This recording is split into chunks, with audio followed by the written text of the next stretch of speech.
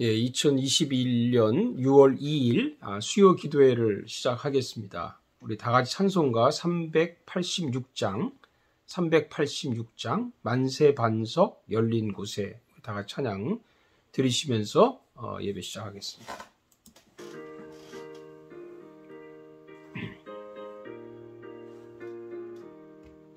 만세 반석 열린 곳에 내가 숨어 있으니 원수마귀 손 못 대고 환난 풍파 없도다.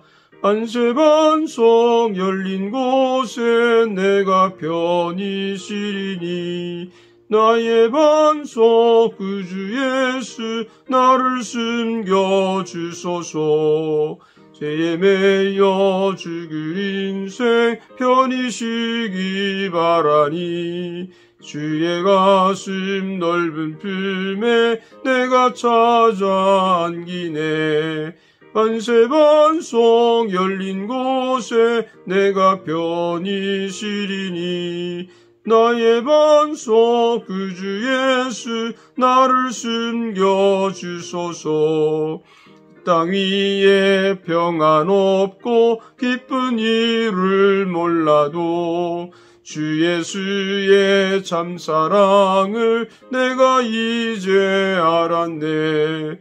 만세 반석 열린 곳에 내가 편히 쉬리니 나의 반석 구주 예수 나를 숨겨 주소서.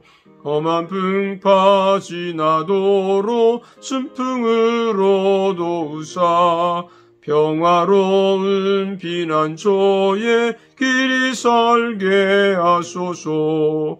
만세 반석 열린 곳에 내가 편히 쉬리니 나의 반석 구주 예수 나를 숨겨 주소서. 아멘.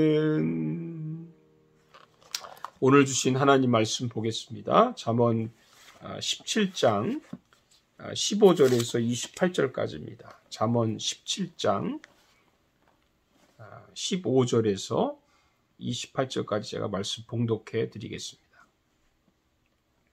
악인을 의롭다 하고 의인을 악하다 하는 이 두 사람은 다 여호와께 미움을 받느니라. 미련한 자는 무지하거늘 손에 값을 가지고 지혜를 사려 함은 어찌민고. 친구는 사랑이 끊어지지 아니하고 형제는 위급한 때를 위하여 낳느니라. 지혜 없는 자는 남의 손을 잡고 그의 이웃 앞에서 보증이 되느니라.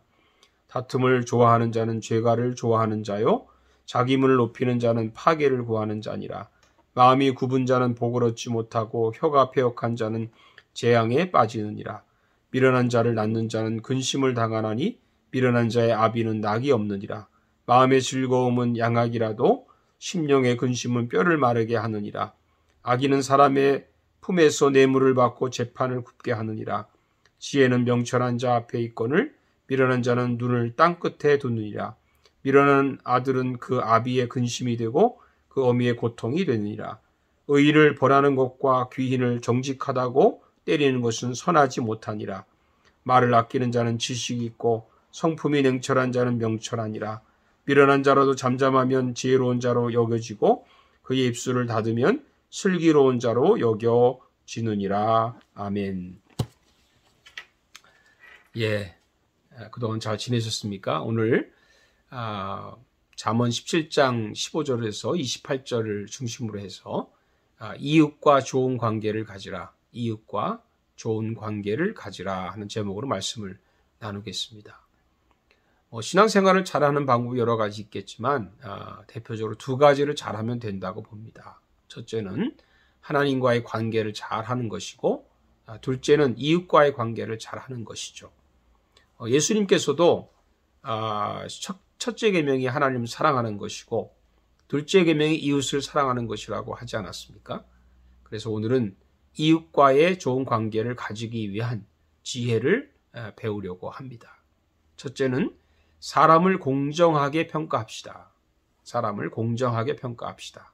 15절에 보면 악인을 의롭다 하고 의인을 악하다 하는 이 두 사람은 다 여호와께 미움을 받느니라. 내가 좋아하는 사람에게는 무슨 일을 해도 다 잘한다고 말하고 내가 싫어하는 사람에게는 무슨 일을 해도 나쁘게 말하는 그런 경향이 있습니다. 누구나 다 잘할 수는 없죠. 그러면 어떻게 됩니까? 잘한 것은 잘한다고 말하고 잘못한 것은 잘못했다고 말해야 옳은 것이죠. 더구나 악인을 좋게 평가하고 의인을 나쁘게 평가하면 안 되는 것이죠. 이런 사람은 하나님께 미움을 받는다고 했습니다. 여러분, 하나님께 미움을 받는다는 말은 다른 말로 버림을 받는다는 뜻입니다. 그러니까 공정하게 판단하고 말을 하는 것이 중요합니다.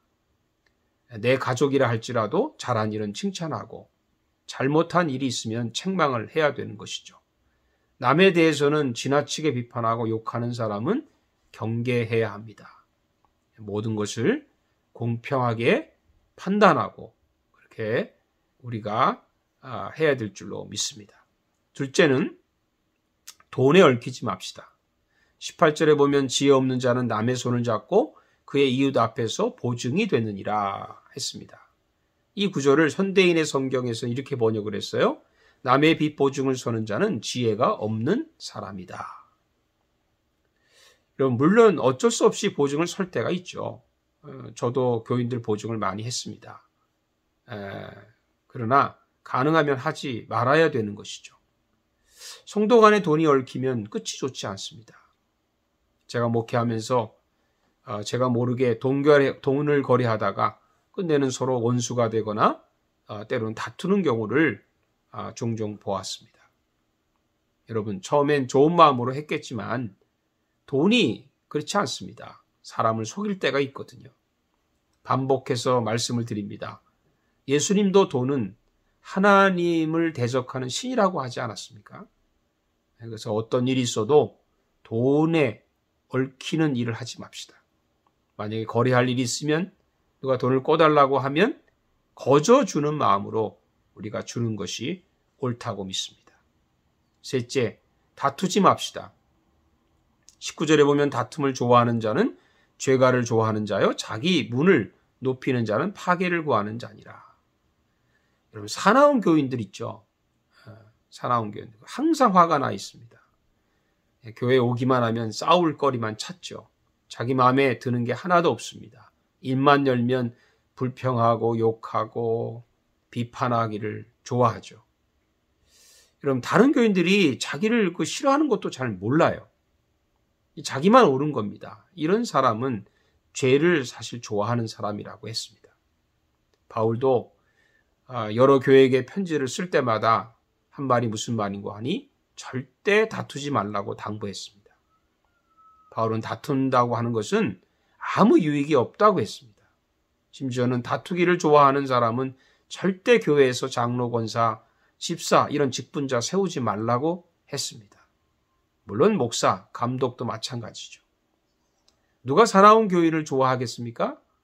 여러분, 예수 믿는다는 것은 예수 믿고 예수님처럼 온유하고 겸손한 사람이 되는 것입니다.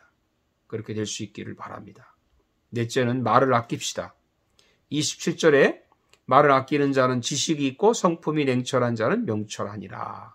이 구절도 현대인의 성경은 배운 사람은 말을 함부로 하지 않으며 지혜 있는 사람은 언제나 침착하다라고 번역했습니다. 배운 사람이라는 게 공부 많이 한 사람을 말하는 것만 아닙니다. 똑똑한 사람들이 말이 많죠. 아니요. 똑똑한 척하는 사람이 말이 많습니다. 배운 사람이라는 것은 여기서 하나님을 아는 사람을 말합니다. 하나님을 아는 사람은 말을 아끼죠. 또 하나님 아는 사람은 함부로 말하지 않습니다. 나아가서 하나님을 아는 사람은 냉철합니다. 냉철하다는 말은 침착하다는 뜻이에요. 급하게 행동하지 않고 신중하게 결정하고 말을 하는 그런 사람이죠. 여러분, 시간도 아끼고 돈도 아껴야 되지만 무엇보다 말을 아낍시다. 남의 말을 잘 듣는 것이 저는 내 말을 아끼는 지혜라고 생각합니다. 사랑하는 여러분들, 우리 모두 하나님과의 관계를 잘하는 것도 물론이지만 이웃과의 관계를 잘하는 그런 저와 여러분이 되시기를 주의 이름으로 축복합니다. 기도하겠습니다. 살아계신 하나님 감사합니다. 우리가 하나님과의 관계도 잘해야 되지만 이익과의 관계가 매우 중요합니다.